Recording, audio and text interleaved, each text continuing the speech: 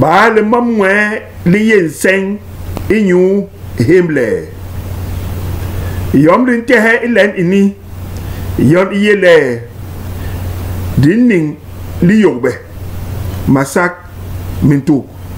nganda minga ipand yosona ikenebisu dila kobol ibukini le hemle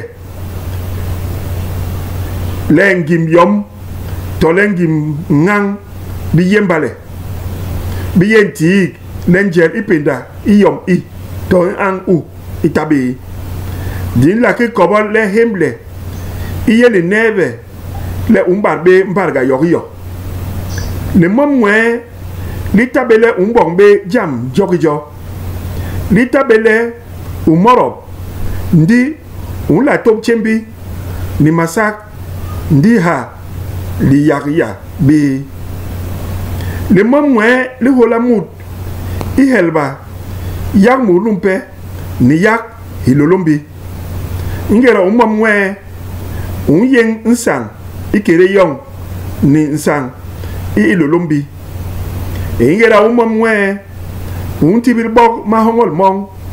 untibil so he ilolombi inyule mur ankos masora ni ngwerwe ni mamwe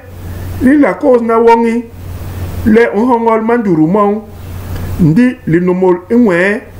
ni hola we le hegwong nyen akena ni yong le uyile mulumpe borye ngem iyele hilolombi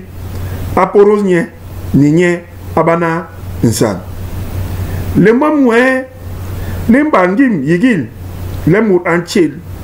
li yogbe li ning li higikel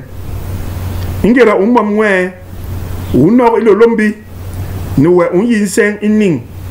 ni imam unlamabong inyu ning yong maliga mong maliga mailo lombi unyembel penda yong ike nebisu yom ulama tera yo ni le mamwe ni ye banga luwanda li mut enyu le ngimgira yele mut alama mamwe inyu yi to agwe banga himle li hop mamwe ni holawe ibana banga himle yong inene ni bongol gwong